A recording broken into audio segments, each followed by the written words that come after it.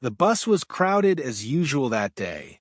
A young black man, Tyrone, had just finished a long, grueling shift. At only 24 years old, Tyrone worked two jobs, one as a machine operator in a factory and another as a part-time cleaner. It was exhausting work, and every day seemed like a repeat of the last. Up at 5 a.m., on his feet for hours, with no chance to catch a breath. When Tyrone saw the bus coming, he quickly stepped on, grateful to find a free seat. The entire city was always in a rush, the evening bus packed with strangers, tired faces glued to their phones, wrapped up in their own struggles. No one paid Tyrone any mind, as if he was invisible. As Tyrone settled in his seat, he leaned back, his thoughts wandering. He couldn't keep doing this forever, he knew. The labor was harsh, and his body was already paying the price. He sighed, thinking of all the things he wished he could do, all the dreams that seemed just out of reach. The bus slowed down and stopped to pick up another passenger, a frail, elderly woman who struggled as she climbed up the steps. She glanced around, finding no available seat, and braced herself against a window pane. Her face grimaced slightly, her knees visibly weak, her body aching with the weight of time and fatigue. People looked away, their eyes pretending not to see her. But Tyrone couldn't pretend. He saw the way she winced, the way she tried to steady herself against the moving bus. Without hesitation, he spoke up, "Ma'am, please take my seat." The elderly woman looked up, surprised. In a city where people rarely made room for anyone but themselves, the kindness of a young black man was unexpected. She smiled at him, a genuine smile that lit up her tired face. Slowly, she made her way over, and Tyrone helped her sit. He stood for the rest of the ride, his muscles sore, but his heart a little lighter. Just 3 minutes later, the bus reached Tyrone's stop. As he prepared to step off, he felt a tug at his jacket. He turned to see the old woman's frail hand reaching out, slipping something into his pocket. Tyrone barely had time to react before the crowd behind him pushed him out of bus. He watched as the bus zoomed away, the note still weighing in his pocket. Curious, he reached in and pulled it out. Written on the small paper was an address, 12 Magnolia Street, along with a 5-digit code, 65894. Tyrone stared at the note, his brow furrowed. What could this possibly mean? Why had she given this to him? That night, Tyrone couldn't sleep. His mind was full of questions.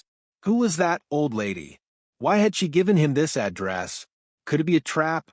He kept tossing and turning, unable to let go of the mystery. The next morning, he boarded the bus again, hoping to see her, but she wasn't there. He looked for her again that evening, still no sign. For 2 days, the note consumed his thoughts. His curiosity had reached its peak. Finally, on his day off, he decided to visit the address. Friday came, and Tyrone took a deep breath before boarding the bus to 12 Magnolia Street. The bus ride took nearly 40 minutes, and as he arrived, he noticed there weren't many houses around. Instead, there was a massive estate, a place that looked far too grand for anything he'd ever seen. Surrounded by lush gardens and tall trees, the estate was serene, the kind of place Tyrone imagined only existed in movies. He approached the imposing gate, uncertain if he was in the right place. There was no gatekeeper, only a keypad. He looked at the code on the note, 65,894, and punched it in. The gate opened. Nervously, Tyrone walked towards the mansion, his shoes crunching on the gravel. He reached the front door, which was slightly ajar, and stepped inside. He was immediately greeted by the sight of the same elderly woman from the bus, sitting comfortably on a sofa, her face lighting up as she saw him. "I knew you'd come," she said, her voice warm and welcoming. Tyrone was filled with questions, his nerves a mix of confusion and hope. The woman introduced herself as Mary, inviting Tyrone to sit. Mary explained how, On the day she met Tyrone, she had been coming back from a doctor's appointment, tired and struggling, hoping to find some kindness in a city that often forgot people like her. She went on to thank Tyrone for his act of kindness, something that had moved her deeply. Tyrone listened, unsure where this was going. Then Mary cleared her throat, a serious look crossing her face. She explained that she needed a caretaker, someone trustworthy, someone who could be compassionate. She was ill, growing weaker by the day, and could no longer manage the big house alone. The offer seemed too good to be true. She named the pay, 6 times what Tyrone earned at his factory job. His eyes widened in shock. Was this really happening? A chance to leave behind the toxic environment of the factory, the constant belittling by his boss, the backbreaking shifts. Tyrone accepted immediately, and Mary smiled, relieved. She had tried hiring caretakers in the past, but they had all either mistreated her or stolen from her. She saw something different in Tyrone, a gentleness, a sense of honor that she had rarely seen. Tyrone asked for a few days to sort out his affairs, and Mary agreed. He returned to the factory to resign, shocking his boss, who tried to offer him more money to stay. But Tyrone's decision was made. He knew his worth, and he would no longer allow himself to be mistreated. When Tyrone began working for Mary, it was like stepping into another world. His duties were simple: making breakfast, ensuring she took her medication, preparing her bath, and cleaning up around the house. In the evenings they would sit together, and Mary would tell stories of her youth, her travels, her dreams. Tyrone had never had a grandmother, and Mary quickly filled that role in his life. They bonded, and soon it felt less like a job and more like a calling. But Mary's health began to decline.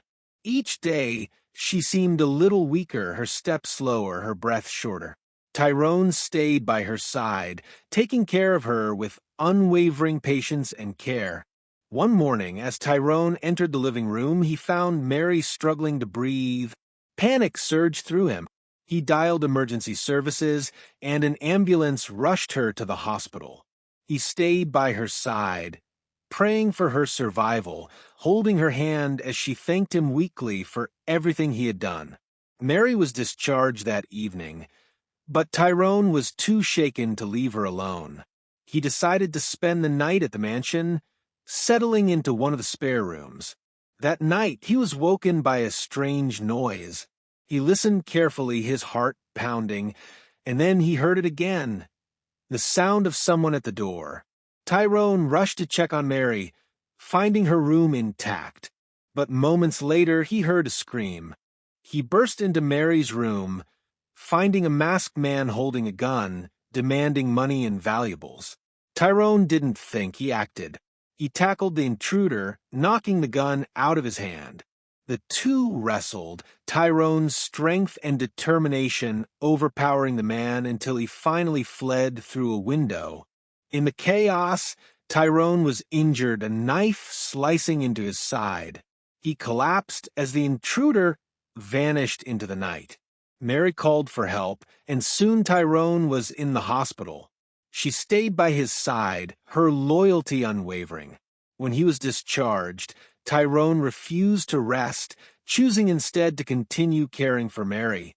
She had become family to him, but her health continued to decline until one day she was too weak to even speak. Tyrone stayed with her through her final moments, holding her hand, refusing to leave her side. As dawn approached, Mary passed away peacefully, her last breath a sigh of gratitude. Tyrone was devastated. He mourned her deeply, feeling as though he had lost a piece of himself. At her funeral, he said his goodbyes, standing silently by her grave. A few weeks later, a knock on his door brought unexpected visitors, 3 men in suits. They introduced themselves as Mary's attorneys and handed Tyrone a document. As he read it, his eyes widened in disbelief.